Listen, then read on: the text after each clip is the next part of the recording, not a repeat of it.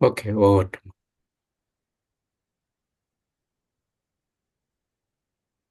ఓం శివశక్త్యా యుక్తో ఓం శివశక్త్యా యుక్తో యది భవతి శక్తః ప్రభవితుం యది భవతి శక్తః ప్రభవితుం న చేదేవం దేవో న చేదేవం దేవో న ఖలు కుశలః స్పందితుమపి. న ఖలు కుశలః స్పందితుమపి.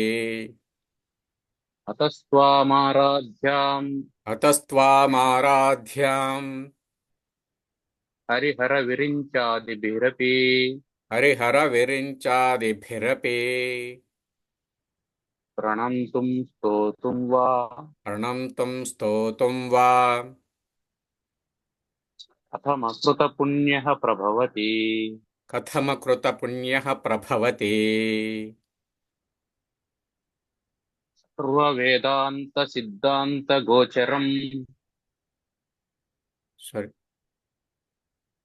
సర్వవేదాంత సిద్ధాంత గోచరం సర్వవేదాంత సిద్ధాంత గోచరం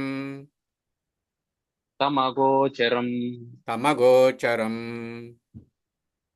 గోవిందం పరమానందం గోవిందం పరమానందం సద్గురుం ప్రణతోస్మ్యహం. సద్గురుం ప్రణతోస్మ్యహం. Right. తొమ్మిదో ఉద్ధరేదాత్మనాత్మానం ఉద్ధరేదాత్మనాత్మానం మగ్నం సంసార వారిధౌ మగ్నం సంసారవారిధౌ యోగారూఢత్వమాసాద్య యోగారూఢత్వమాసాద్య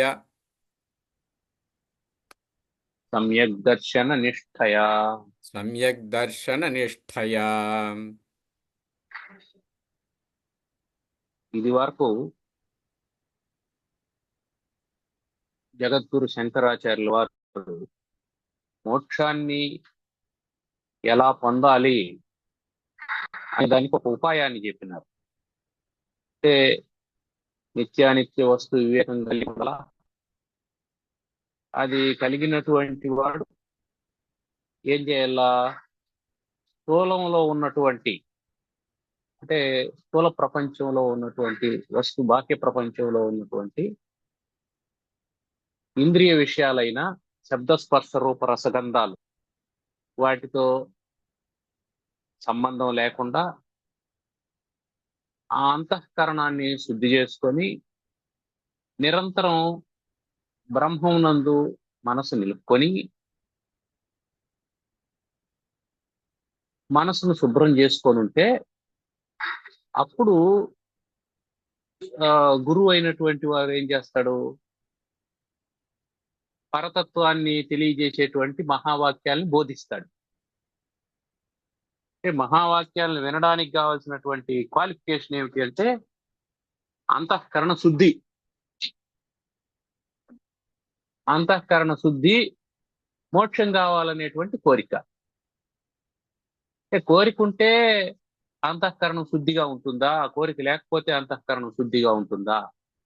అంటే లౌకికమైనటువంటి కోరికలు ఉన్నంతసేపు అంతఃకరణం చంచలంగానే ఉంటుంది.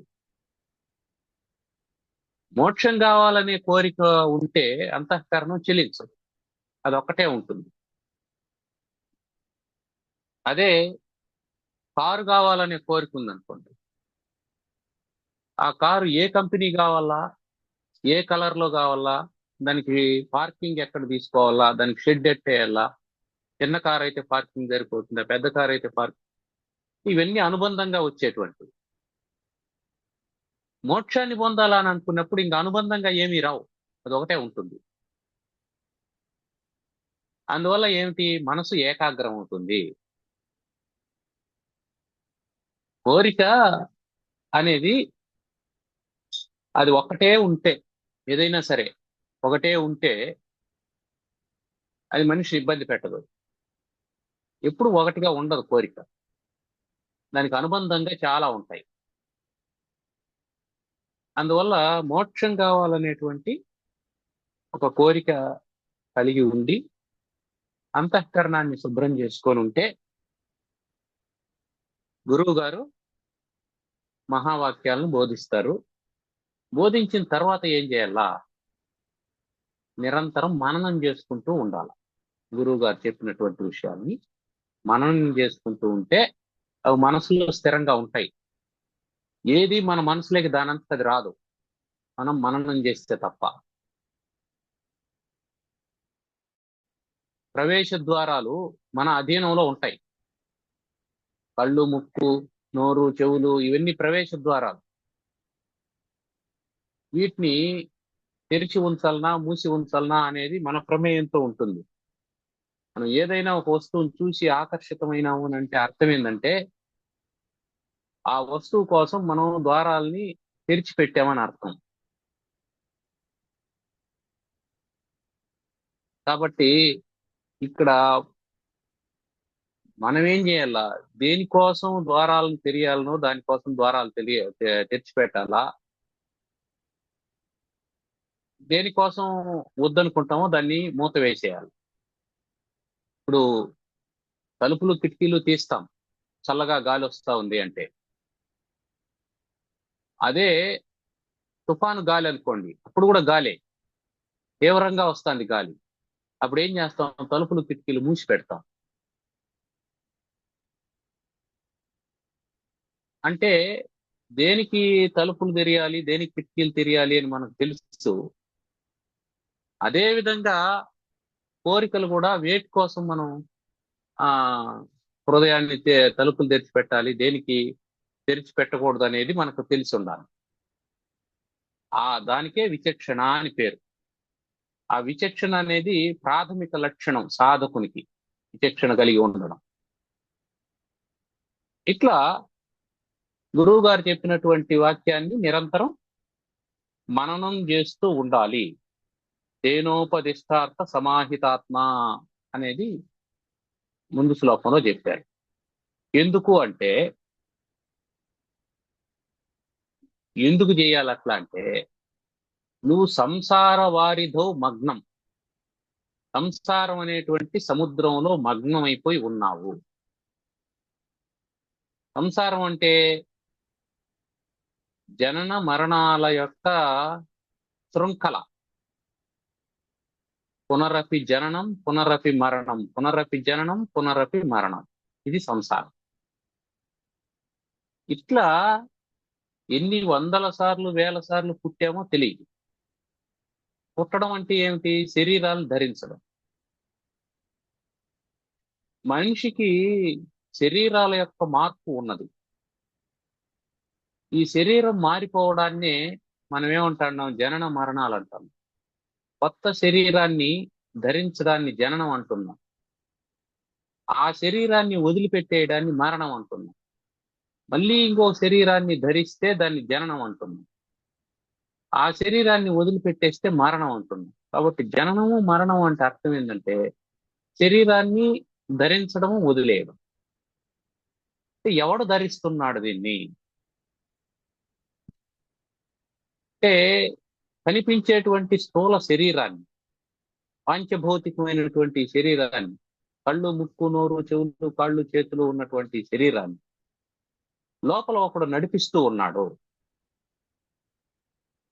ఈ శరీరాన్ని కాపాడుకోవాలని వాడు తాపత్రయపడుతూ ఉన్నాడు. ఈ శరీరాన్ని అలంకరించాలని వాడు ప్రయత్నం చేస్తూ ఉన్నాడు. ఈ శరీరానికి సుఖం కావాలని అతను ప్రయత్నం చేస్తూ ఉన్నాడు. ఈ శరీరానికి బాధ కలిగితే అతను బాధపడుతూ ఉన్నాడు. ఈ శరీరానికి ఆనందం కలిగితే అతను ఆనందిస్తూ ఉన్నాడు. అంటే ఈ శరీరమే తాననుకొని లోపల ఒకడున్నాడు.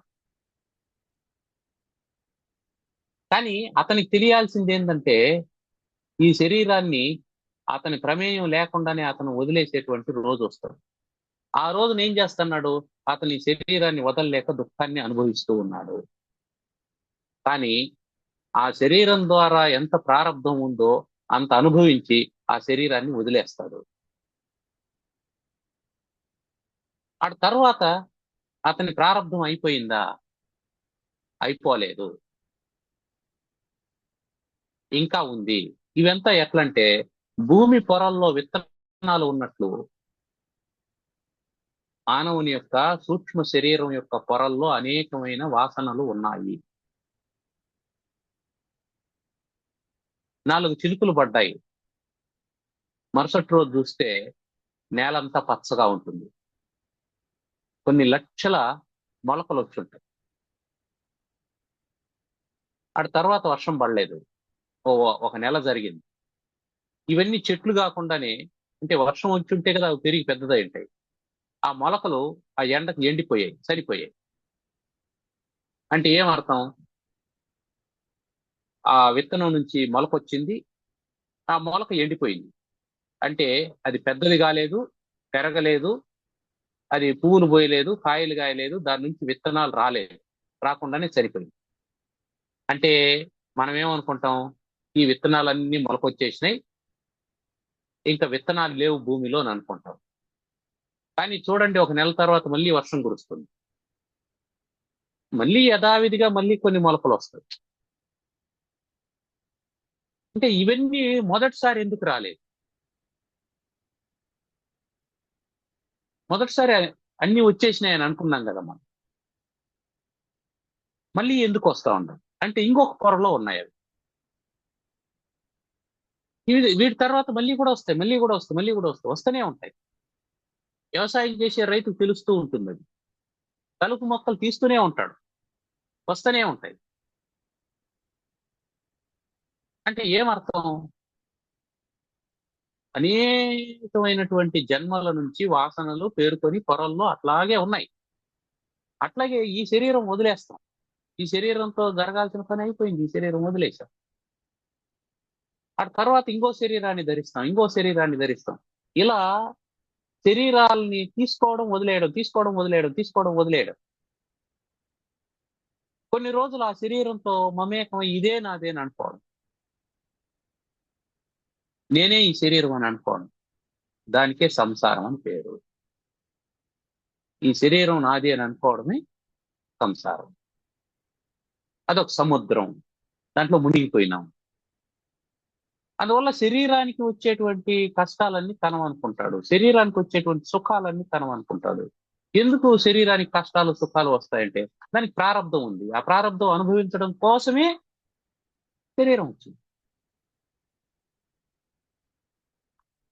అందువల్ల అది అనుభవిస్తూ ఉంటది. అది అనుభవించేసిన తర్వాత అది వెళ్ళిపోతుంది. ఇప్పుడు నా శరీరం ప్రారంధాన్ని అనుభవిస్తూ ఉన్నది అనేటువంటి దృష్టితో శరీరాన్ని చూస్తే వాడు యోగి. నేను ప్రారంధాన్ని అనుభవిస్తూ ఉన్నాను అనేటువంటి వాడు భోగి. భోగం దుఃఖానికి, యోగం ఆనందానికి కారణం. అదే తేడా. నాకు ఈ శరీరమే కాదు, ఇలాంటి శరీరాలు ఇది వరకు అనేకం వచ్చాయి, పోయాయి, ఇది కూడా పోతుంది. ఇప్పుడు దీని ప్రారంధం ఇది అనుభవిస్తూ ఉంది. ఇప్పుడు దీనికి ఆకలేసింది, ఇది తింటుంది, దొరికితే. దీనికి ఆకలేసింది కానీ దొరకలేదు, దీని ప్రారంధం, ఇంతకు ముందు పెట్టలేదు కాబట్టి దీనికి దొరకలేదు, సో బాధపడుతుంది. ఈ దృష్టి, అంటే నేను శరీరం కంటే భిన్నమైనటువంటి వాణ్ణి అనే దృష్టి రావడమే మోక్షం. మోక్షానికి సోపానం.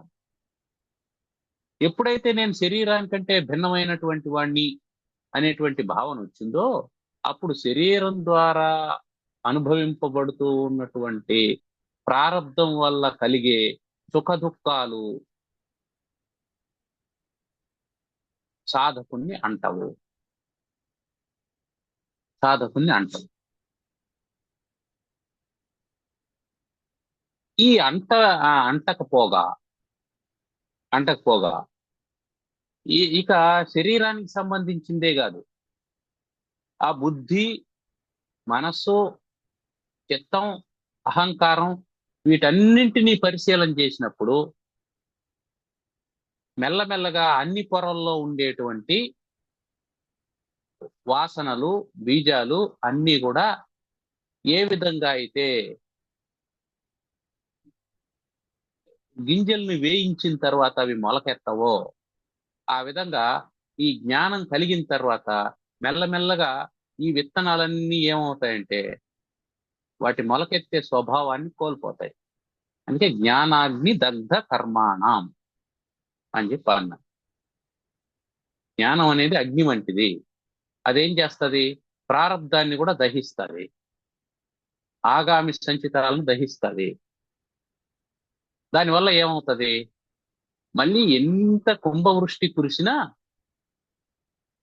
ఇక విత్తనాలు ఉన్నాయి లోపల, అవి మొలకెత్తే స్వభావాన్ని కోల్పోయి ఇంకా మొలక ఎత్తవు. ఇప్పుడు శాశ్వతానందాన్ని పొందుతారు. అందువల్ల మగ్నం సంసార వారిధౌ అంటే జన్మ పరంపరలలో మునిగిపోయినటువంటి నీవు ఉద్ధరేత్, ఉద్ధరించుకోవాలి. ఎవరిని? ఆత్మానం, నిన్ను. నిన్ను ఎవరు? ఆత్మ నీవే. నిన్ను నువ్వు ఉద్ధరించుకోవాలి. నిన్నెవరైనా ఉద్ధరిస్తారు? ఎవరు ఉద్ధరించారు. ఎందుకు? అందరి పడవ, అందరూ పడవలో ఉండే వాళ్ళందరూ అందరూ ఉన్నారు పడవలో. ఆ పడవకి రంధ్రం పడింది. ఇప్పుడు అందరి పరిస్థితి అదే. అందరూ ఎవడికి వాడు ఎట్లా గట్టెక్కాలనేటువంటి ప్రయత్నంలో ఉండేవాళ్ళు.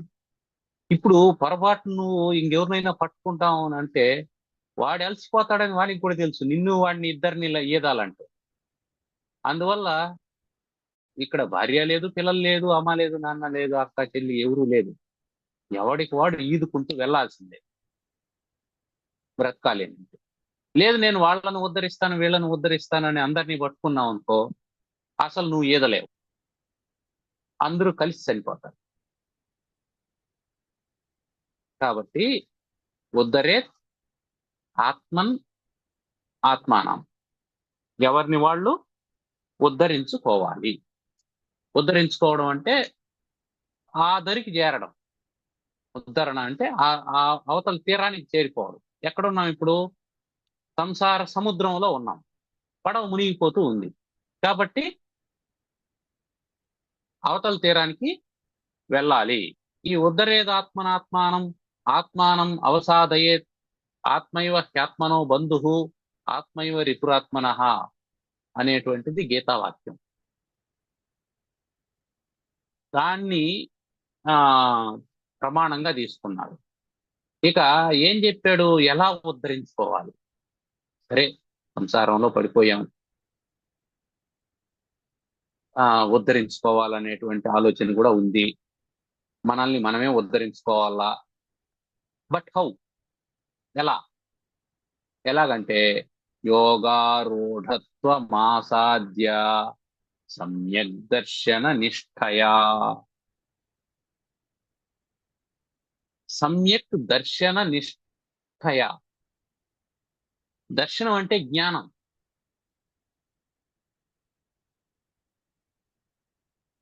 దర్శనం అంటే జ్ఞానం. ఆ జ్ఞాన నిష్ఠతో. ఎలాంటి జ్ఞానం?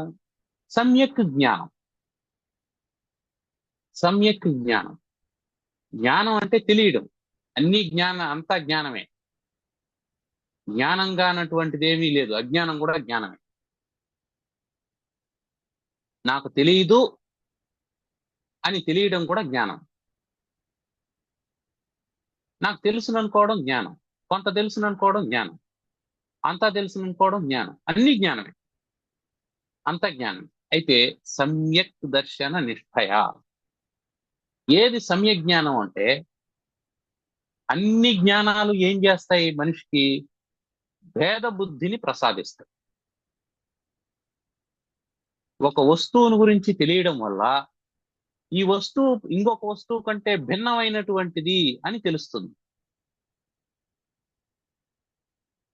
నాకు ఈ పెన్ను గురించి తెలిసింది, ఇది బ్లాక్ ఇంక్ పెన్.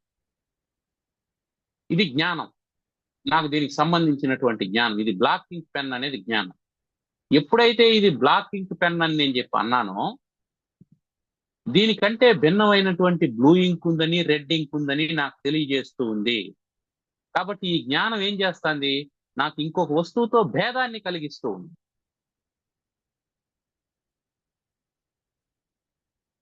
అంటే వస్తు జ్ఞానం ఎప్పుడు ఏం చేస్తుందంటే భేద బుద్ధిని కలగజేస్తుంది.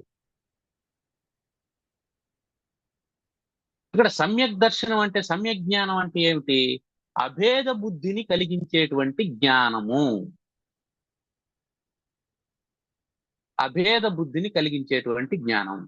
నేను వేరు,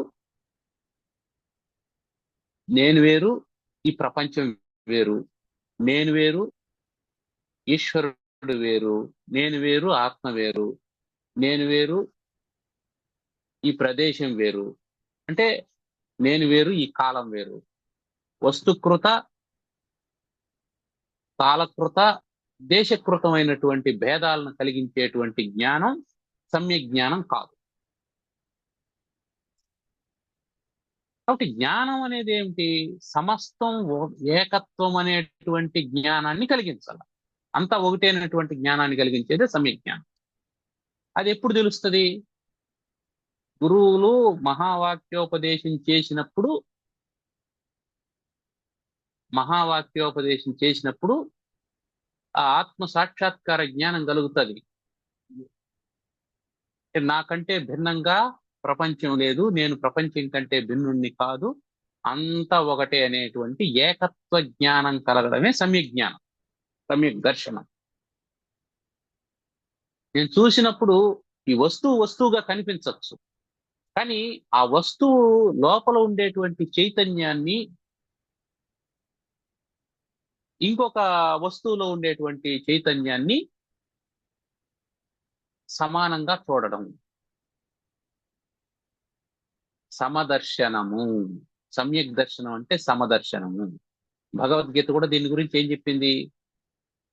శునిచైవ శ్వపాకేచ విద్యా వినయ సంపన్నే బ్రాహ్మణే గవి హస్తిని శునిచైవ శ్వపాకేచ పండితాః సమదర్శినః. పాండిత్యం అంటే ఏమక్కడ? జ్ఞానం. పండితుడు అంటే జ్ఞాని. ఎవడు జ్ఞాని? ఎవడికి సమదర్శనం ఉంటుందో వాడు జ్ఞాని. ఆ సమదర్శనమే సమ్యక్ దర్శనం. ఇక్కడ ఆ సమ్యక్ దర్శనం ఉపదేశించబడిన సందర్భంలో కలిగింది. ఆ ఉత్తర క్షణం మళ్ళీ మార్పు వస్తుంది, మళ్ళీ అది వేరు ఇది వేరు అని తెలుస్తుంది, మళ్ళీ నేను శరీరం అనే భ్రాంతి కలుగుతుంది. ఈ శరీరానికి సంబంధించిన వాళ్ళు నా వాళ్ళు, సంబంధం లేనటువంటి వాళ్ళు పరాయి వాళ్ళు. ఇది నా దేశము, అది పరాయి దేశము, వాడు మిత్రుడు, వీడు శత్రువు, అది నాకు ఇష్టమైన వస్తువు, ఇది ఇష్టం లేని వస్తువు, ఇది తినదగింది, ఇది తినకూడంది. ఈ భ్రాంతి కలుగుతుంది. ఈ భ్రాంతి ఎప్పుడైతే కలిగిందో, భేద బుద్ధి ఎప్పుడైతే కలిగిందో, అప్పుడు ఎప్పుడైతే భేద బుద్ధి కలిగిందో అప్పుడు కొన్నింటి మీద ఆసక్తి కలుగుతుంది, కొన్నింటి మీద విరక్తి కలుగుతుంది. ఆసక్తి కలిగినటువంటి వస్తువును పొందాలని ప్రయత్నం చేస్తాడు, విరక్తి కలిగినటువంటి వస్తువును వదులుకోవాలని చెప్పి ప్రయత్నం చేస్తాడు.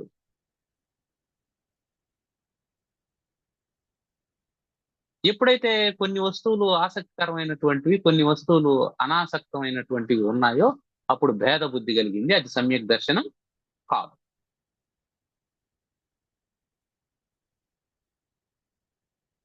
ఎప్పుడు ఆసక్తి కలిగిందో దాని పట్ల రాగం మొదలవుతుంది, ఎప్పుడు విరక్తి కలిగిందో దాని పట్ల ద్వేషం మొదలవుతుంది, రాగద్వేషాలు మొదలైతే దట్ ఈస్ కాల్డ్ సంసారం. కాబట్టి మగ్నం సంసార వారిధౌ, ఇంకా అక్కడి నుంచి రాడు బయట. అందుకని సమ్యక్ దర్శన నిష్ఠ అంటే తదేక స్థితిని కలిగి ఉండడం, ఎట్టి పరిస్థితుల్లోనూ ఇటు అటు మనసు చెలించకుండా ఉండడాన్ని నిష్ఠ అంటాం. ఒక నియమం ఏర్పాటు చేసుకొని దాంట్లో ష్ఠ గతి నివృత్తవు. గతి అంటే గమనం. గమనాన్ని నివృత్తి చేస్తే అంటే ఇటు అటు పోకుండా ఉంటే, నియమం నుంచి ఇటు అటు వెళ్లకుండా ఉంటే దాన్ని నిష్ఠ అంటాం. ఇక్కడ నియమం ఏమిటి? సమ్యక్ దర్శనం. సమ్యక్ దర్శనం ఏంటి? సమదర్శనం. సమదర్శనం అంటే ఏమిటి? విద్యా వినయ సంపన్నే బ్రాహ్మణే గవిహస్తిని సునిచైవ స్వపాకేచ. విద్యా వినయ సంపన్నుడైనటువంటి బ్రాహ్మణుని ఎందును, ఆవు ఎందును, ఏనుగు ఎందును, కుక్క ఎందును, కుక్క మాంసాన్ని వండు తినేవాని ఎందును సమదృష్టి కలిగి ఉండాలి. ఇది ఆ సమదృష్టి అంటే ఏమిటి? వస్తుపరమైనటువంటి భౌతికపరమైనటువంటి సమదృష్టి కాదు. సమదృష్టి అంటే కుక్క ఈజ్ ఈక్వల్ టు ఏనుగు అని చెప్పడం కాదు. కుక్క ఈజ్ ఈక్వల్ టు ఏనుగు ఎప్పుడు? ఆత్మదృష్టితో. భౌతిక దృష్టితో కుక్క చిన్న ప్రాణి, ఏనుగు పెద్ద ప్రాణి. అది విచక్షణ, అది లౌకికమైనటువంటి వివేచన. పారమార్థికంగా చూసినప్పుడు కుక్క కూడా లేదు, ఏనుగు కూడా లేదు. అవి రెండు సమానం కాదు. ఆ రెంటికి తాను కూడా సమానంగానే ఉన్నాడు. అరే నువ్వు కుక్కరా అని చెప్పి అన్నాడు అనుకోండి, అవును నేను కుక్కనే. ఎందుకు? దానిలో ఏ చైతన్యం ఉందో నాలో కూడా అదే చైతన్యం ఉంది. కాబట్టి నువ్వు చెప్పింది చైతన్య దృష్టితో నిజమే. ఏమిరా దున్నపోతులాగా ఉండవు? అవును, చైతన్య దృష్టితో నిజమే. నువ్వు నిందించడం లేదు, నాకు జ్ఞానాన్ని ఉపదేశిస్తూ ఉంది.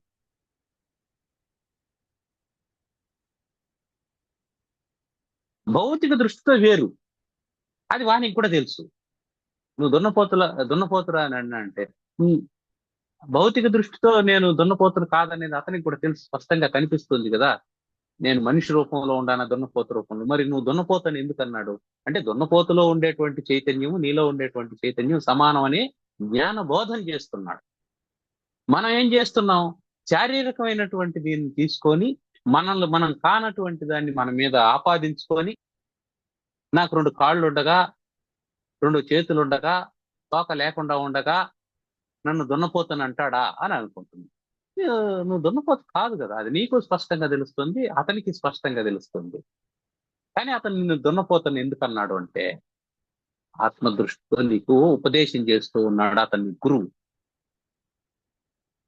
పోరా కుక్క అన్నాడంటే, అవును నిజమే, అతను గురువు ఉపదేశం చేస్తున్నాడు. అంటే నువ్వు కుక్కని నిన్ను సమానంగా చూసుకోరా రెండిట్లో.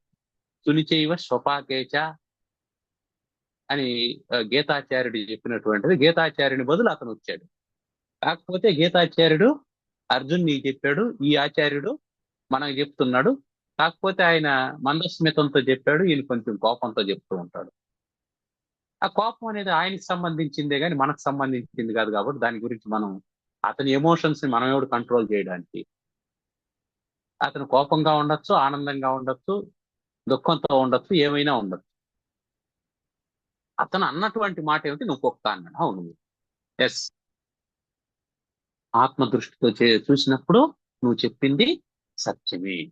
సునిచైవ స్వపాకేచ. సమ్యక్ దర్శన నిష్ఠయ. ఈ నిష్ఠ ఉండాలి. ఈ నిష్ఠతో ఏం చేయాలా?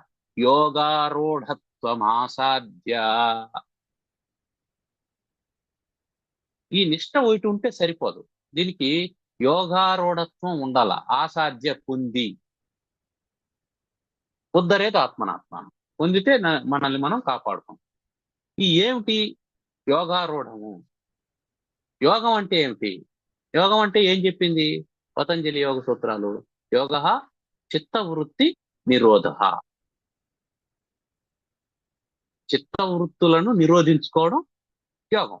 ఆ యోగారూఢాన్ని పొందాలి. చిత్తవృత్తిని ఎందుకు నిరోధించుకోవాలి అంటే, చిత్తం అంటేనే చంచలమైనటువంటి. ఇప్పుడు నీకు సమదర్శనం వచ్చింది, పిపీలికాది బ్రహ్మ పర్యంతం సమస్త సృష్టిలో ఉన్నటువంటి అన్ని జీవుల్లో ఉండే చైతన్యము నాలో ఉండేటువంటి చైతన్యము సమానము అనే భావన కలిగింది. ఇది ఎంతసేపు ఉంటది? పాఠం చెప్పినంతసేపు కూడా ఉండదు. కారణం ఏంటంటే పాఠం చెబుతున్నవాడు ఒకడు, వింటున్నవాడు ఒకడు, వేరు వేరు. ఒకడు వక్త, ఇంకొకడు శ్రోత. మధ్యలో ఆ, ఒక పాఠం నడుస్తూ ఉంది, అది వేరు. ఇక్కడే మనకు మూడు ఉన్నాయి. అందువల్ల సమ్యక్ దర్శన నిష్ఠ అనేది ఏమవుతూ ఉంటుంది? క్షణ క్షణానికి మారిపోతూ ఉంటుంది. అందుకని యోగము ఉండాలి, యోగ ఆరూఢత్వం ఉండాలి. ఆరూఢత్వం అంటే కౌశల్యం, కుశలత్వం, నిష్ఠ, శ్రద్ధ. అందువల్ల యోగారూఢం చిత్తవృత్తిని నిరోధించుకొని ఉండడం. చిత్తవృత్తిని నిరోధించుకోవడం అంటే అర్థం ఏమిటి? మనసు వేరే అంశాల మీద పోకుండా గురువు గారు ఏదైతే చెప్పారో, నాయన నువ్వు ఆత్మవు, తత్వమసి అని చెప్పి అన్నారో, అవును నేను ఆత్మను, నేను పరబ్రహ్మం కంటే భిన్నమైనటువంటి వాడిని కాదు. మరి నేను ఆత్మనైతే మిగతావన్నీ అనాత్మలు కదా. గురువుగారు చెప్పింది ఏంటి? నువ్వు ఆత్మ అని చెప్పి అన్నారు. అవును నేను ఆత్మ. మరి గురువు గారు ఆయన ఆత్మ కాదు, నేను పరబ్రహ్మం. గురువు గారు పరబ్రహ్మం కాదు. అంతే కదా. అది కాదు. నేను మాత్రమే పరబ్రహ్మం, మిగతా పరబ్రహ్మం కాదు అని అంటే ఇక్కడ సమ్యక్ దర్శన నిష్ఠ లేదని అర్థం. కాబట్టి సమ్యక్ దర్శన నిష్ఠ కలిగిన తర్వాత యోగం అనేది ఫ్రేమ్, దాంట్లో ఫిక్స్ చేసేయాలి, ఇంక పక్కకు పోవాలి. అంటే మన మనసులో ఉండేటువంటి ఆలోచనలు, యోగం అంటే కలయిక కదా. ఈ కలయిక ఏమిటి?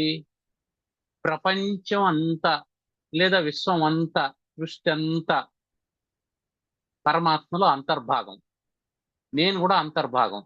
కాబట్టి పరమాత్మ కంటే భిన్నంగా ఏమీ లేదు అని కలిసిపోవడం యోగం. ఆ కలిసిపోయిన తర్వాత మళ్ళీ పక్కకు రాకుండా ఉండడం ఆరూఢం. రూఢి అయిపోవడమే ఆరూఢం, అది స్థిరమైపోవడం. ఇది మోక్షానికి ఉపాయం. కాబట్టి ఎప్పుడైతే ఈ సమ్యక్ దర్శన నిష్ఠలో యోగారూఢత్వం ఆసాధ్య పొందుతామో అప్పుడేమవుతాం? సంసార వారిధి నుంచి తనకు తాను ఉద్ధరింపబడతాం, మనల్ని మనం ఉద్ధరించుకోగలుగుతాం. కాబట్టి మనల్ని మనం ఉద్ధరించుకోవాలంటే ముందు సమ్యక్ దర్శన నిష్ఠ కావాలి. సమ్యక్ దర్శన నిష్ఠ ఎలా వస్తుంది?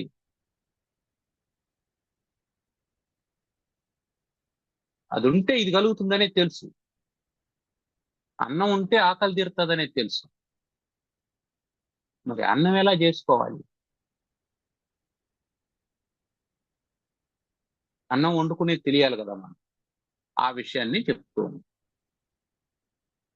సన్యస్య సర్వకర్మాణి సన్యస్య సర్వకర్మాణి భవబంధ విముక్తయే భవబంధ విముక్తయే యత్యతాం పండితైర్ధీరైః యత్యతాం పండితైర్ధీరైః ఆత్మాభ్యాస ఉపస్థితైః ఆత్మాభ్యాస ఉపస్థితైః సన్యస్య సర్వకర్మాణి సన్యస్య సర్వకర్మాణి భవబంధ విముక్తయే భవబంధ విముక్తయే యత్యతాం పండితైర్ధీరైః యత్యతాం పండితైర్ధీరైః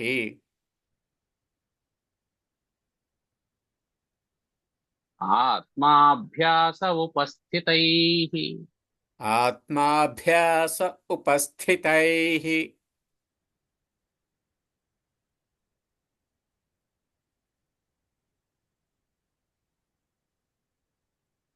పండితుడు ధీరుడు, ధీరుడైన పండితుడు. ధీరత్వం అంటే సహిష్ణుత. ధీరుడు అంటే ఓర్చుకునే శక్తి కలిగిన వాడు, సహనం కలిగినటువంటి వాడు. దేనికి సహనం అంటే శీతోష్ణ సుఖ దుఃఖాదులు ద్వంద్వాలు ఉన్నాయి, దానికి ఓర్చుకునేటువంటి శక్తి కావాలి. హిమాలయాల్లో కూర్చొని తపస్సు చేయాలంటే చలికి తట్టుకునే శక్తి ఉండాలి. తారి ఎడారిలో కూర్చొని సాధన చేయాలంటే ఉష్ణాన్ని ఓర్చుకునేటువంటి శక్తి ఉండాలి. దానికే ధీరత్వము అని పేరు. అంటే శారీరకమైనటువంటి స్థితిని సమంగా పెట్టుకోవడం. పండితుడు, పండితుడు అంటే ఆత్మానాత్మ వివేక జ్ఞానం కలిగిన వాడు, నిష్ట కలిగిన వాడని కాదు, ఆత్మానాత్మ జ్ఞానం కలిగినటువంటి వాడు, సమదర్శనం కలిగిన వాడు. ఇందాక చెప్పుకున్నాం కదా, పండితాహ సమదర్శన అని. ఆ సమదర్శనం కలిగినటువంటి పండితుడు ధీరుడుగా కూడా ఉండాల. అంటే శీతోష్ణ సుఖ దుఃఖాలు ద్వంద్వాలను సహించేటువంటి వాడుగా ఉండాలి. అటువంటి వాడు ఏం చేయాలా? ఏం చేయాలంటే భవబంధ విముక్తయే. భవ అంటే పుట్టడం. ఎప్పుడైతే పుడతామో అప్పుడు బంధం ఏర్పడుతుంది. విముక్తయ్య అంటే దాని నుంచి పోగొట్టుకోవాలి. పుట్టడం వల్ల కదా బంధం ఏర్పడింది, పుట్టుక లేకపోతే బంధం ఉంది. ఇక్కడ పుట్టడం అంటే సరే పుట్టిపోయినాం మనం, శారీరకంగా పుట్టడం మాత్రమే కాదు, ఆలోచనల పుట్టుక కూడా. మన కారు కావాలనే ఆలోచన పుట్టనంత వరకు కారుకు సంబంధించిన బంధం లేదు. కారు కావాలనే ఆలోచన పుట్టిన తర్వాత మన దగ్గర సొమ్ము ఎంత ఉంది, లోన్ ఎంత తీసుకోవాలి, ఏ బ్యాంకు వాడిస్తాడు, దానికి షూరిటీ ఎవడిస్తాడు, మనకున్నటువంటి స్కోర్ ప్రకారం బ్యాంకు ఒప్పుకుంటుందా ఒప్పుకోదా, ఒప్పుకోకపోతే ఏం చేయాలి, ఈ బంధం ఎప్పుడు ఏర్పడింది? కారు కావాలనే ఆలోచన పుట్టిన తర్వాత ఏర్పడింది. సో ఎప్పుడు పుట్టుక ఉంటుందో, అది ఆలోచనకు కావచ్చు, మనస్సుకు కావచ్చు, లేదా మనిషికి కావచ్చు, శరీరానికి కావచ్చు, ఎప్పుడు పుట్టుక ఉందో అప్పుడు బంధం ఏర్పడుతుంది. ఎప్పుడు మనం పుట్టామో, మనం పుట్టుకకు కారణమైనటువంటి తల్లి తండ్రి బంధం ఏర్పడుతుంది. మనకంటే ముందు పుట్టిన వాళ్ళు లేదా మన తర్వాత పుట్టేవాళ్ళు, వాళ్ళతో బంధం ఏర్పడింది. తర్వాత మన తల్లిదండ్రులు పుట్టుకకు కారణమైనటువంటి అమ్మమ్మ, నానమ్మ, తాత, ఇటువైపు మాతామహుడు, వీళ్ళతో బంధం ఏర్పడింది. ఇక అమ్మ తోబుట్టువులు, నాన్న తోబుట్టువులు, వాళ్ళ పిల్లలు, వీళ్ళ పిల్లలు, వీళ్ళతో బంధం ఏర్పడింది. సో ఇన్ని బంధాలకు కారణం ఏమిటి? మనం పుట్టడమే కారణం. కాబట్టి భవ అనేది, పుట్టుక అనేది బంధానికి కారణం అవుతుంది. అదేవిధంగా ఒక ఆలోచన కూడా దాని తర్వాత బంధానికి కారణం అవుతుంది. సుఖాన్ని పొందాలి అని ఆలోచన వచ్చింది. సుఖాన్ని పొందాలి అనేటువంటి ఆలోచన ఏం చెప్తుంది? నీకు రెండు విషయాలను తెలియజేస్తుంది. సుఖాన్ని నువ్వు పొందాలి అని అనుకుంటాండావు అంటే ఇప్పుడు నువ్వు సుఖంగా లేవు అని అర్థం.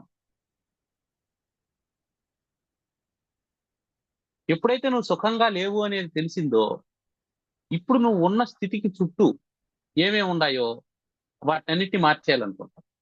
నేను సుఖంగా ఉండాలి అని అనుకున్నావు, సోఫాలో కూర్చొని ఉండాలి. దాని అర్థం ఏంటంటే సోఫా నీకు సుఖాన్ని ఇవ్వడం లేదు అని అర్థం. ఇప్పుడు ఏం చేయాలా? ఆ సోఫాని మార్చేయాలి. మళ్ళీ ఇక్కడ రెండు రకాలైనటువంటి సమస్యలు వచ్చినాయి. ఒకటి ఏంది? పాతదాన్ని మార్చేయడం, కొత్తదాన్ని తెచ్చుకోవడం. నీకు సోఫానే లేకుండా సుఖపడదాం అని అనుకున్నావు అనుకో, ఒక సోఫాను కొనుక్కొని వచ్చుకుంటావు అంతే. నీకు ఆల్రెడీ ఒక కారు ఉంది, నువ్వు బెటర్ కార్ కావాలనుకున్నావు అనుకో, ఈ పాత కార్ని ఏం చేయాలా? ఊరికే ఎవరికి ఇచ్చేయలేం. అమ్మదామంటే వాడు తక్కువ కడుగుతాడు, ఇంట్లో పెట్టుకుంటే పాడైపోతుంది, 2 కార్లు ఉంటే దానికి పార్కింగ్ ప్లేస్ లేదు. సో దీన్ని వదిలే బుద్ధి కాదు, అట్లని ఎవరికి ఇచ్చే బుద్ధి కాదు, దీంతో సుఖం లేదు. ఎప్పుడు ఇవన్నీ ఆలోచనలు వచ్చినాయి? నీ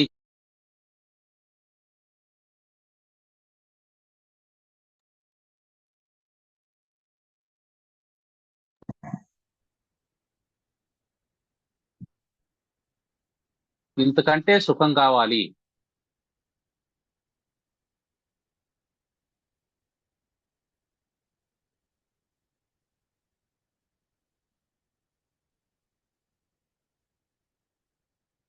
అనే ఆలోచన వచ్చినప్పుడు ఏమైంది అంటే, ఆ ఆలోచన యొక్క పుట్టుక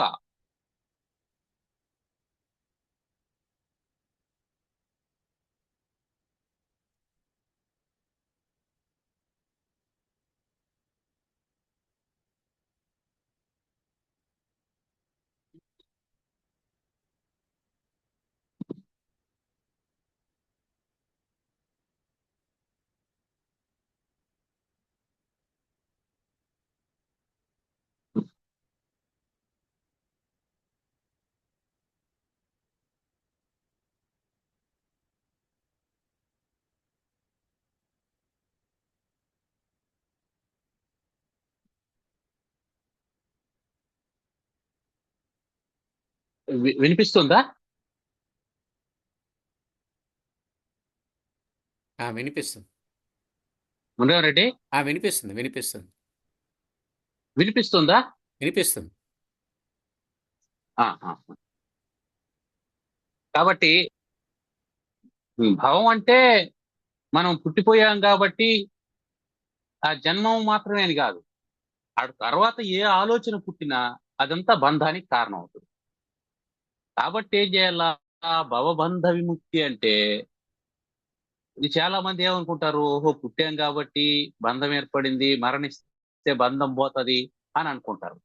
అయినా బంధం కలిగింది కేవలం శరీరంతో మాత్రమే కాదు, మనసుతో కూడా. మనం ఎవరితోనో ఒకరితో స్నేహం చేస్తాం, ఫేస్బుక్ లోనో ఎక్కడో పరిచయం అయినటువంటి వాళ్ళతో. వాళ్ళని చూసే ఉండం, వాళ్ళ ముఖమే తెలియదు, ఫోన్లో మాట్లాడుకుంటూనే పరిచయం ఏర్పడుతుంది. ఇదంతా ఏమిటి? బంధం కాకుండా. కాబట్టి శరీరంతోనే బంధం ఉండాలని ఏమి లేదు. అసలు బంధం అనేది మనసుతో ఏర్పడుతుంది. శరీరంతో ఏర్పడేటువంటి బంధం బంధుత్వం అవుతుంది. శరీరంతో కాకుండా ఏర్పడేటువంటి బంధం. కాబట్టి ఎప్పుడైతే నువ్వు సుఖాన్ని పొందాలని అనుకుంటావో, ఆ ఆలోచన రాగానే నీకు బంధం ఏర్పడింది. ఆ భవబంధాన్ని నుంచి విముక్తయే విముక్తి పొందాలి అంటే ఏం చేయాలా? సన్యస్య సర్వకర్మాణి సర్వకర్మాణి సన్యస్య, అన్ని కర్మలను వదిలేయాలి. ఎట్లా వదిలేస్తామా? సాధ్యం అవుతుందా? కర్మలను వదిలేసి జీవిస్తావా?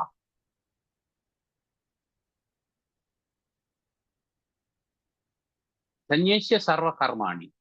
అసలు సర్వకర్మలు అంటే ఎన్ని రకాల కర్మలు ఉన్నాయి? కర్మలు 3 రకాలుగా ఉన్నాయి: విహిత కర్మలు, నిషిద్ధ కర్మలు, ప్రాయశ్చిత్త కర్మలు. విహిత కర్మలు అంటే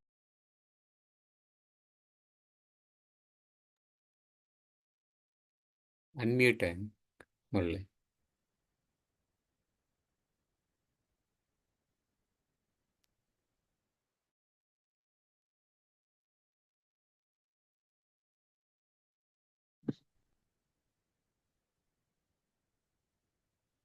విహిత కర్మలు అంటే ఏవి చేయాలో ఉద్దేశించింది, ఈ పనులు చేయండి అని. వాటిని విహిత కర్మలు అన్నాం. శాస్త్రం నిషేధించింది ఇవి చేయకూడదు అని. అంటే శాస్త్రం వేటిని నిషేధిస్తుంది సాధారణంగా అంటే శరీరానికి మనస్సుకు హాని చేసేటువంటి పనులు నిషేధిస్తుంది. మద్యపానం నిషేధం అన్నది. ఎందుకు? అది శరీరాన్ని మనసును ఇబ్బంది పెడుతుంది కాబట్టి. అనుష్ఠానం చేయమని చెప్పింది.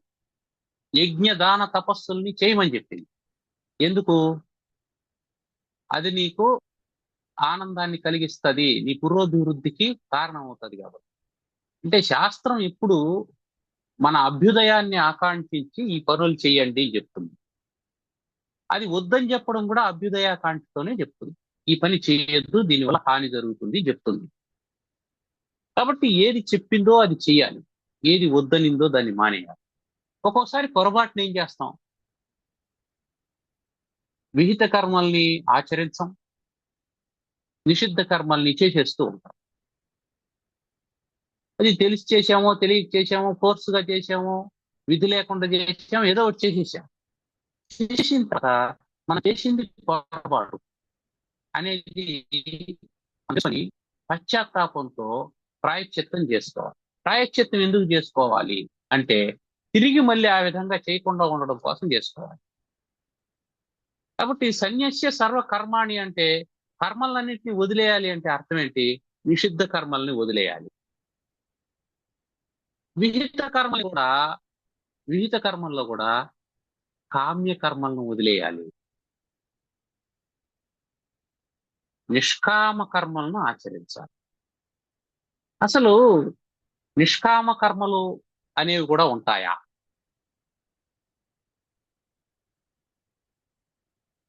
ప్రయోజనం అనుద్దిశ్య మందోపి నా ప్రవర్తతే అని.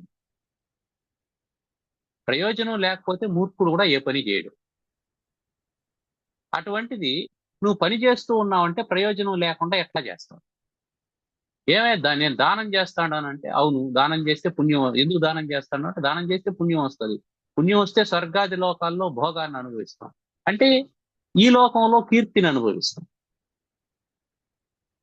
ఇహపర లోకాల్లో ఏదో ఒకదాన్ని ఆశించి ఏదో ఒక పని చేస్తూ ఉంటావు, కానీ ఏమి ఆశించకుండా పని ఎట్ట చేస్తావు? అసలు నిష్కామ కర్మలు అనేవి ఉన్నాయా? అందుకే నిష్కామ కర్మల్ని ఎలా డిఫైన్ చేయాలి, ఎలా నిర్వచించాలి అనే దానికోసమే భగవంతుడు భగవద్గీతలో ఏం చెప్పాడు? కర్మణ్యేవాధికారస్తే మా ఫలేషు కదాచన. ఇది ఎందుకు అన్నాడు? అయ్యి నువ్వు ఎప్పుడైతే ఫలితాన్ని ఆశించకుండా చేస్తావో దానికే నిష్కామ కర్మ అని పేరు. అంటే నువ్వు పని చేసేస్తావు, పని చేసిన తర్వాత ఆ ఫలితం వల్ల నీ ఎమోషన్స్ ఇన్ఫ్లుయెన్స్ కాకుండా ఉండాలి. నువ్వు చేసే పనుల వల్ల నీ ఎమోషన్స్ ఇన్ఫ్లుయెన్స్ కాకపోతే అవి నిష్కామ కర్మలు. నువ్వు చేసే పని వల్ల నీ ఎమోషన్స్ ఇన్ఫ్లుయెన్స్ అవుతూ ఉంటే అవి కామ్య కర్మలు. యజ్ఞమైనా అంతే, దానమైనా అంతే. దానం వల్ల నీ ఎమోషన్ ఇన్ఫ్లుయెన్స్ అవుతూ ఉంది అంటే అది కామ్య కర్మ. కాబట్టి ఏం చెప్పాడు? సన్యస్య సర్వ కర్మాణి అంటే కామ్య కర్మలను వదిలిపెట్టేయమని, ఇదని అర్థం. ఎందుకు? భగవంతుడు ఏం చెప్పాడు? అరే పని చేయకుండా ఉండకూడదు. శరీర యాత్రాపిచతే నప్రసిద్ధేద కర్మణి. శరీర యాత్ర జరగాలి. అందుకే యోగస్థం కురు కర్మాణి, పైన యోగారూఢం, దాన్ని గుర్తుపెట్టుకోవాలి. కురు కర్మాణి, పనులు చెయ్యి, పనులు చెయ్యి. ఎట్లా? యోగస్థం కురు కర్మాణి కర్మజ్యాయో హ్యకర్మణ, కర్మజ్యాయో హ్యకర్మణ. పని చేయకుండా ఉండడం కంటే కర్మజ్యాయ, పని చేయడం ఉత్తమం. అయితే ఆ పని ఎట్లా చేయాలి? యోగస్థం కురు కర్మాణి, యోగారూఢుడవై చేయాలి. ఏమిటి యోగం? యోగం ఏమిటి? ఫలితం మీద ఆసక్తి లేకుండా ఉండడమే యోగం. శరీర యాత్ర అపిచతే న ప్రసిద్ధేద కర్మని. శరీరం ఉంది కదా, ఆ శరీర యాత్ర జరగాలి కదా, ఆ ప్రారంధం పూర్తయ్యేంత వరకు శరీరం ఉంటుంది కదా, దానికి రక్షణ పోషణలు అవసరం కదా, దానికోసం కర్మ చేయాలి. ఆ కర్మ ఎలా ఉండాలి? యోగబద్ధమైనటువంటి కర్మగా ఉండాలి. అప్పుడు ఏమవుతుంది? నిష్కామ కర్మ అవుతుంది. అందువల్ల సన్యస్య సర్వ కర్మాణి అంటే అర్థం ఏమిటి? ఏవి కామ్య కర్మలు ఉన్నాయో వాటిని వదిలిపెట్టే, నిష్కామ కర్మలు వదిలిపెట్టకూడదు. కామ్య కర్మలను వదిలిపెడితేనే భవబంధం పోతుంది. సన్యస్య సర్వకర్మాణి ఆత్మాభ్యాస ఉపస్థితై. ఆత్మ అభ్యాసం, నేను ఆత్మస్వరూపుడుననేటువంటి అభ్యాసం. ఏది? ఇందాక చెప్పుకున్నామే చిత్తవృత్తి నిరోధం అని, ఆ యోగాభ్యాసం. ఇక్కడ ఇంతకు ముందు ఏం చెప్పాడు? దర్శనం ఉండాలా, జ్ఞానం ఉండాలా, దాని పట్ల యోగం ఉండాలా. ఈ యోగాన్ని ఏం చేయాలా? అభ్యాస ఉపస్థితై. నిరంతరం ఎలా ఉపస్థితుడై ఉండాలంటే అభ్యాసంలో ఉండాలి.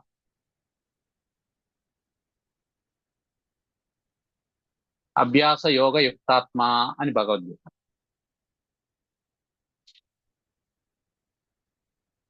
అభ్యాస యోగం అవసరం. అభ్యాసం లేకపోతే ఏమవుతుంది? అది స్ఖలితమైపోతూ ఉంటుంది. అందువల్ల సన్యస్య సర్వకర్మాణి, ఇక్కడ ఈ కర్మలు వదిలిపెట్టినప్పుడు ఈ అభ్యాసం అనేది చాలా ముఖ్యం. ఎందుకంటే కర్మ చేస్తూ ఉండేటప్పుడు మానసిక స్థితి కర్మ మీద ఉంటుంది. కర్మ కూడా వదిలేసినప్పుడు మనసు ఐడియల్ గా ఉంటుంది, దానికి ఆలంబనం ఉండదు.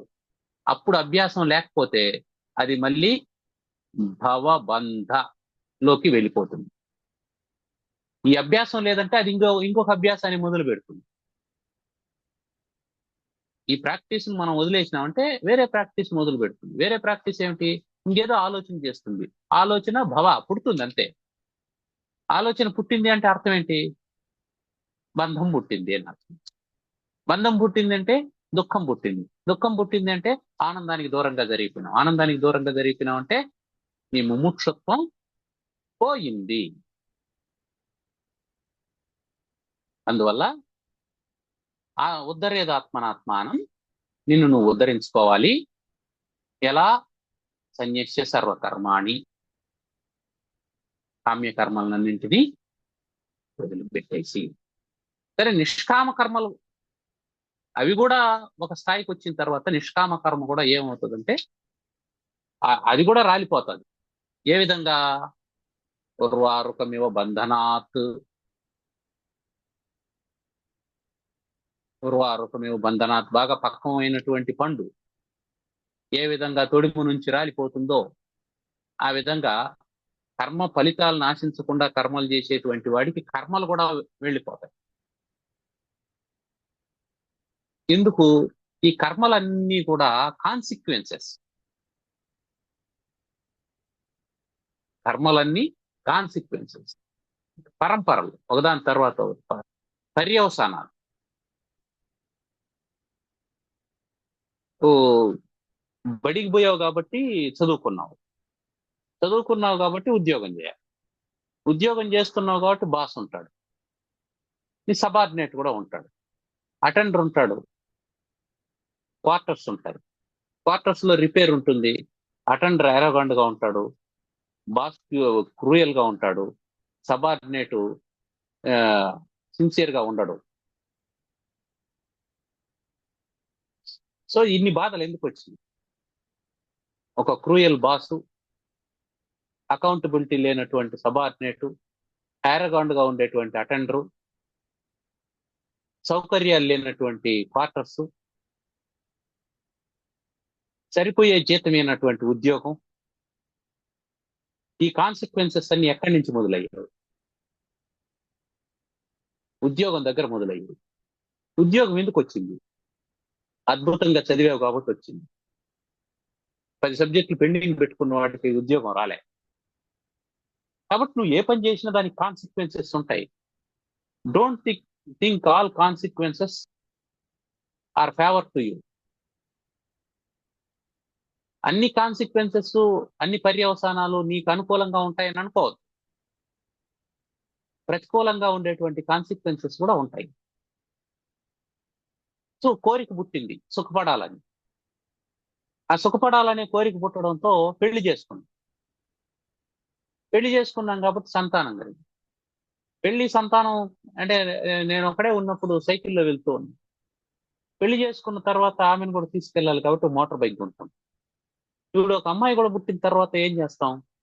ఒక కారు కొనుక్కుంటాం. ఈ కారు కొనుక్కున్నాం కాబట్టి పార్కింగ్ ఉండాలి.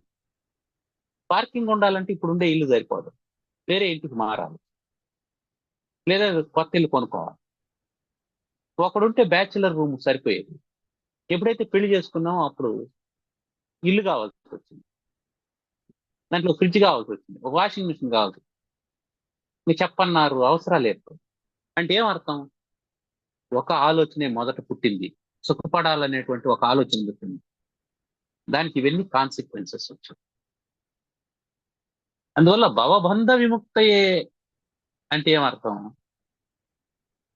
ఒక కర్మ స్టార్ట్ అయిందంటే దాని కాన్సిక్వెన్సెస్ ఇన్ని ఉంటాయి కాబట్టి ఆ కర్మల్ని చేసేటప్పుడు ఇది విహిత కర్మనా నిషిద్ధ కర్మనా, చేయదగిందా చేయకూడదా అనే వివేచనను ఉపయోగించి దాని తర్వాత ఫలితాన్ని దృష్టిలో పెట్టుకోకుండా నిష్కామ కర్మ చేయాలి. అందువల్ల సన్యస్య సమగ్రంగా వదిలేయాలి సర్వకర్మాన్ని. దీంట్లో మళ్ళీ మొహమాటాలు ఏమి ఉండకూడదు. ఈ రోజు చేస్తాను రేపటి నుంచి చేయను అని అనకూడదు. ఒక్కసారి పెళ్లి చేసుకుంటాను రెండోసారి చేసుకోను అని అనకూడదు. ఒకసారి చేసుకుంటే చాలు, అందం ఏర్పడుతుంది. కాబట్టి ఈ ఒక్కరోజు ఇట్లా ఉంటాను రేపటి నుంచి మారిపోతానని అనుకోదు. అందువల్ల సన్యస్య సర్వకర్మాణి భవబంధ విముక్తయే యత్యతాం, ప్రయత్నం చేయాలి. ఎట్లా? ఆత్మాభ్యాస ఉపస్థితై, తనలో తాను అభ్యాసం చేసుకుంటూ ఉన్నాడు. తనలో తాను అభ్యాసం చేసుకునేటప్పుడు శరీరానికి కష్టం వస్తుంది, అందుకని ధీరుడుగా ఉండు అని చెప్తాను. బుద్ధికి కష్టం వస్తుంది, అందుకని పండితుడుగా ఉండు. విచక్షణ ఉండాలి,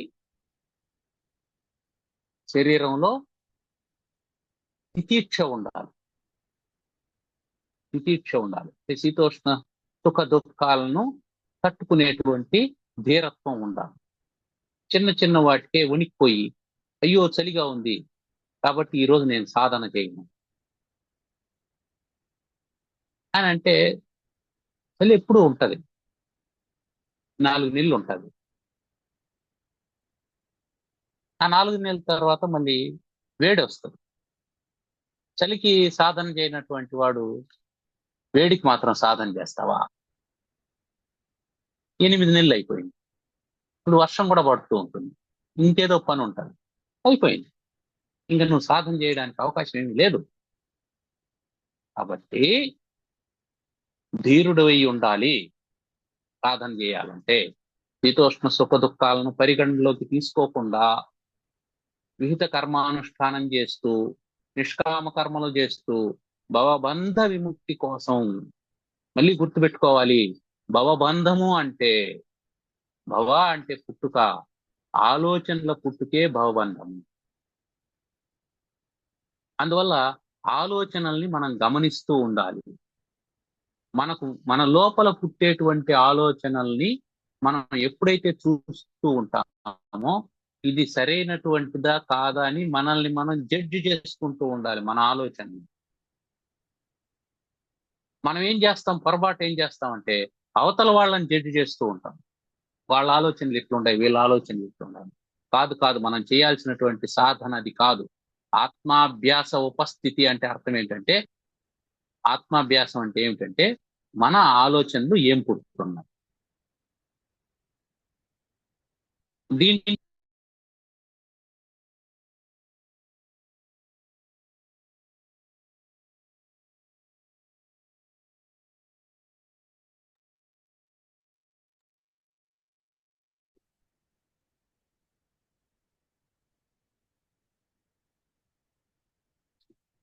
ఏదో డిస్టర్బెన్స్ వచ్చింది. పర్వాలేదు. కాబట్టి చక్కగా వీటినన్నిటినీ చెప్పడం వల్ల ఏమవుతుందంటే, ఈ కామ్యకర్మల్ని త్యాగం చేయడం వల్ల తత్వజ్ఞానం కలుగుతుంది. ఎందుకు ముందు దాంట్లో చెప్పాడు కదా సమ్యక్ దర్శనం అని. ఆ సమ్యక్ దర్శనం ఎలా కలుగుతుంది అనడానికి ఇవన్నీ చెప్తున్నాడు. సమ్యక్ దర్శనం కలగడానికి మొట్టమొదట ఏం చేయాలా? ఆలోచనల్ని మనం గమనించాలా. ఆ ఆలోచనల నుంచే కర్మలు పుడతాయి. అది గుర్తుపెట్టుకోవాలి. మనం పని చేస్తున్నామంటే ఆ పని కంటే ముందు దానికి సంబంధించినటువంటి ఆలోచన పుట్టుంటది. మనం ఆ ఆలోచననే గమనిస్తూ ఉన్నాము అనంటే, ఆ ఆలోచనని వివేచన చేస్తూ ఉన్నామంటే, ఆ ఆలోచననే మనం ఒకసారి జాగ్రత్తగా చూసి ఇది సరైనటువంటిదా కాదా అని చూస్తూ ఉన్నామంటే, అది పుట్టడంతోనే దాన్ని తుంచివేస్తాము. అది కర్మగా మారదు, అది బంధంగా మారదు. అందువల్ల ఆలోచనల్ని గమనించడం అనేటువంటి ఆత్మాభ్యాసంలో మనం ఉండాలి. ఆత్మ మనస్సు ఇక్కడ. ఆ ఆత్మను అభ్యాసం చేయించాలి. దానికోసం యత్యతాం ప్రయత్నం చేయాలి. దేనికోసం అభ్యాసం చేయించాలి? సమ్యక్ దర్శనంలో ఉండే అభ్యాసాన్ని దానికి చేయించాలి. ఇది చెప్పారు. దాని తర్వాత ఆ ఆత్మ అంటే మనం చిత్తం మనస్సు అని అనుకున్నాం కదా, దాన్ని ఏం చేయాల? దాన్ని శుద్ధిగా చేసుకోవాలంటే ఏం చేయాల? మనం శుభ్రమైనటువంటి ఆ మనస్సులో గురువు గారు ఉపదేశిస్తారు అని చెప్పన్నాం. తేనోపదిష్ట సమాహితాత్మ అన్నాడు. ఆ సమాహితత్వం ఉన్నటువంటి వాడికి కదా గురువు గారు ఉపదేశిస్తారన్నారు. మరి ఆ సమాహితత్వం కావాలంటే, చిత్తశుద్ధి కావాలంటే ఏం చేయాలా అనేది తర్వాత చెప్తూ ఉన్నారు జగద్గురు శంకరాచార్యుల వారు. లోకాన్ని ఉద్ధరించడం కోసం, వివేకాన్ని వృద్ధి చేయడం కోసం జగద్గురు శంకరాచార్యుల వారు ఈ కార్యక్రమాన్ని మనం కూడా నిర్దేశించినట్టు మనం భావించుకుంటూ, రేపు గురు పౌర్ణమి సందర్భంగా ఒకసారి గురు పరంపరనంతా సదాశివ సమారంభాం వ్యాస శంకర మధ్యమాం అస్మదాచార్య పర్యంతాం వందే గురు పరంపరాం అని ఒకసారి గురువులందరినీ మనం స్మరించుకుంటూ నమస్కారం చేసుకుంటూ, మనలో ఉండేటువంటి అజ్ఞాన అంధకారాన్ని వారి యొక్క దయా దృష్టి చేత నశింపజేయాలని వేడుకుంటూ స్వస్తి. ఓం సర్వమంగళ మాంగళ్యే శివే సర్వార్థ సాధికే శరణ్యే త్ర్యంబకే దేవి నారాయణి నమోస్తుతే. ఓం స్వస్తి ప్రజాభ్యాం పరిపాలయంతాం న్యాయ్యేణ మార్గేణ మహీం మహీషాః గోబ్రాహ్మణేభ్యः శుభమస్తు నిత్యం. లోకాः సమస్తాः సుఖినో భవంతు. ఓం శాంతి శాంతి శాంతి. ధన్యవాదాలు. దీని మీద ఏమైనా ప్రశ్నలు ఉంటే తర్వాత క్లాస్ లో డిస్కషన్ చేద్దాం. ఓకే, ధన్యవాదాలు. దీని మీద ప్రశ్నలు